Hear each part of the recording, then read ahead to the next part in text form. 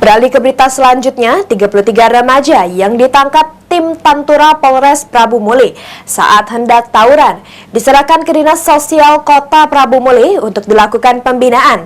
Sebelumnya, 33 remaja ini ditemukan dengan orang tuanya.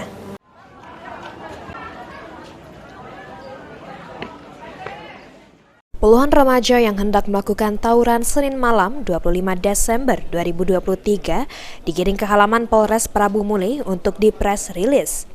Rencana tawuran ke-33 remaja ini digagalkan tim Pantura bersama tim Gurita Satreskrim Polres Prabu Muli. Para remaja yang masih berstatus pelajar ini diciduk di Jalan Tower, Kelurahan Gunung Ibul berkat informasi warga.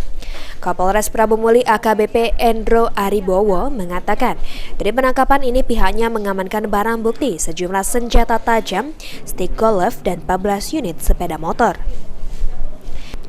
Endro Aribowo menambahkan pihaknya juga telah berkoordinasi dengan JPU dan tim penyidik bahwa untuk kelanjutan kasus ini akan diserahkan ke Dinas Sosial Kota Prabu Muli.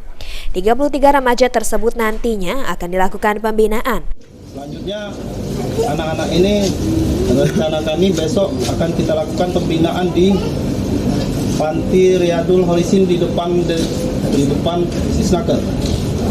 Jadi kami dan pihak PPA dan orang tua datang sekolah akan kami undang ke sana untuk dilakukan pembinaan.